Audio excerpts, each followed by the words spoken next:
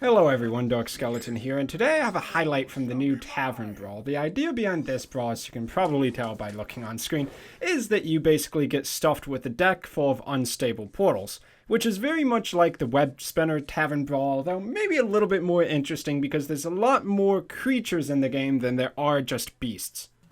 Now with a card like Unstable Portal, you literally have no idea what you're going to pick up. You could get Lord Jaraxxus, or you could actually pull Wisp, which at some point today I managed to do at least once. How you win this Web's Tavern Brawl matches always goes where you just play Unstable Portal, and then the opponent plays Unstable Portal, and you play an Unstable Portal. And 90% of people will actually just coin out their Unstable Portal on turn 1 if they have the coin. I'm not sure that's right, I'm not sure that's wrong. So this guy, he's a hunter, and he manages to pull off a Manatide Totem. You can look at my hand. Really, there's not much I can do about that.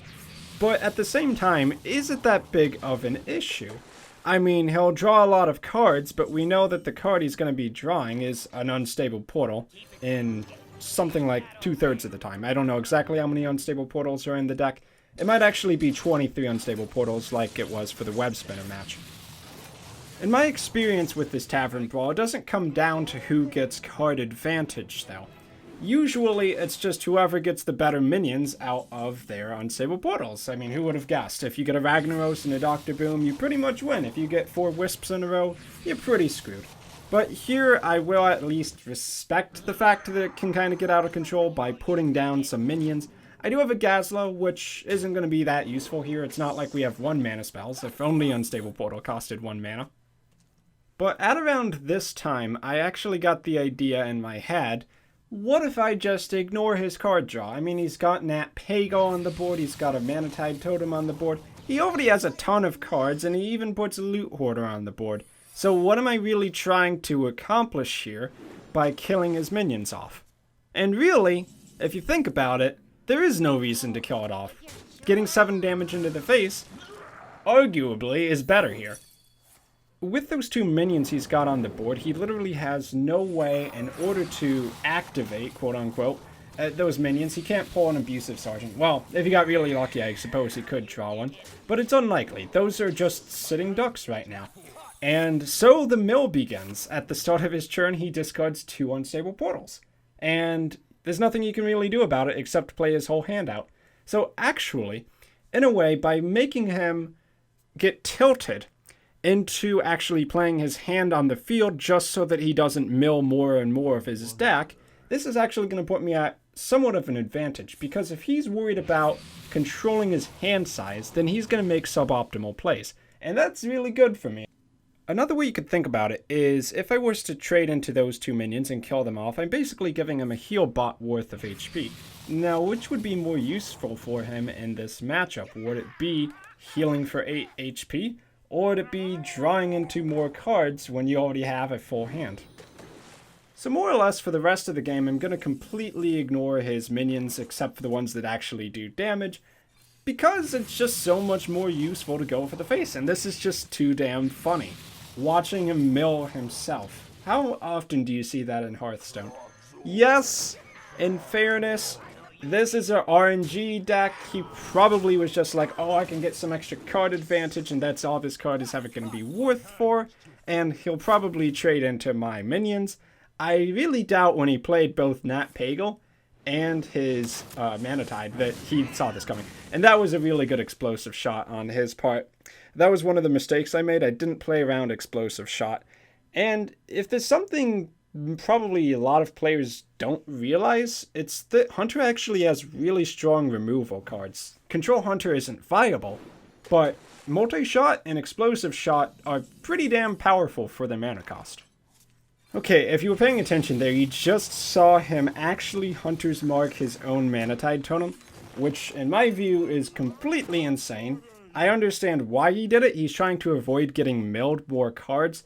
But at this point, I think the Hunter's Mark was actually more valuable than just getting another Unstable Portal. Especially if you consider, hey, I just put down a 5 health minion. He could have saved that Hunter's Mark, and in exchange for drawing into an Unstable Portal, he could have done 4 damage to an Ancient of Lore, and that's actually pretty good. So him having to actually play that Hunter's Mark there is a great example of how when people are getting milled and forced to play differently, they're going to make seriously suboptimal plays. And that's great for you if your whole strategy revolves around screwing them over like that. While mill isn't exactly viable and constructed yet, it's not too far off from it. With this new Argent Tournament card set, we'll have to actually see if they release some cards that are similar to mill or could at least be played in a mill deck. Out of the cards so far, there's a few interesting ones, but actually I find the whole set a little bit underwhelming so far, to be honest. I know I haven't done a card review video. I mean, if you really want me to, let me know in the comments. I think people like Crip and Trump have it pretty well covered so far, though. Now, he throws out a Nor's Darmu right here, which is actually kind of hilarious. I think he really wanted to get that effect to work, but I was like, oh, Nor's Darmu, I'm just going to trade immediately. I don't care if that's the optimal play. I don't want to mess around with losing my turn. So I guess getting a 2-for-1 with Nor's Darmu is probably about as good as you can hope for, because everybody knows it's a terrible card. So I'll just throw out some unstable portals here, and I basically get garbage. But funny thing here, he has 10 cards in hand, so I get a Grove Tender without giving him a card. In fact, I mill his Misdirection, which is not that bad in this format. Any card that's going to be strong when it's unpredicted is going to be good in this format because there's no possible way to predict what your opponent's playing. If they play a secret, they may be able to indicate a little bit what kind of secret they might be playing, but there's no guarantee. It's not like a Face Hunter where they're only going to play Explosive Trap, and it's not like a Hybrid or Mid-Range where they're only going to play the Freezing Trap. Getting a Flame Waker there is really good. I believe Tempo Mages actually run Unstable Portal with their Flame Wakers still. The Explosive Sheep is interesting here because it kind of gives me a dilemma. If I actually blow up that sheep, which I don't really have much choice in the matter, then his Manatide Totem actually gets destroyed and I can't mill him anymore. But that's not really a primary win condition of an Unstable Portal Arena match. Or Tavern Brawl, rather. And on top of that, I think he's got 8 cards in hand, so it's not so easy to mill him when he's got 8 cards, and he's also going on his 9-mana churn. It's probably about done there. And I'm fine with that. It did its job. If this game does go to fatigue, he's going to lose, because I think he's only got like 5 cards left in his deck or something like that. I drop a Tyrion, which, you know, pure skill there, getting a 5-mana Tyrion to play. Let's be honest here. The reason you haven't gone Legend yet is because you haven't trained your Ragnaros to snipe minions. That's the only reason. Now, the funniest thing ever here would be if I managed to kill him by decking him out completely and he gets milled in a game where he did it to himself because he played Manatide and Nat Pagel simultaneously. You may have known that for the same reason you don't generally make that kind of play, double Manatide, inside of Constructed, because you can really easily draw too many cards, and that's an issue. Him getting Malorn here is actually really good for him. I don't think I've ever seen a spot in like Constructed or Arena mode where Malorn came to the field, died, and then went back in the deck and came out again. That's a 1 in a million chance. But Malorn is actually a card that you can play as many times as you want. So the fact that he's so close to decking out means a lot here. Theoretically, he could keep playing Malorn and stall out the game a little bit longer. I don't know if that would work in reality, but it almost works here. Sure, it doesn't get around the fact that I have a Tyrion on the board, which is going to give me a 5/5 or 5/3 weapon when he has 18 life yet left. A Boulder Fist Ogre, another 1/7 Mogashan Warden, which, it's bulky. It protects the Ogre, at least. 6 damage kill command is a really good answer for Tyrion. Not usually what you'd expect Tyrion to die to, but he has an Archmage. So, there you go. Value.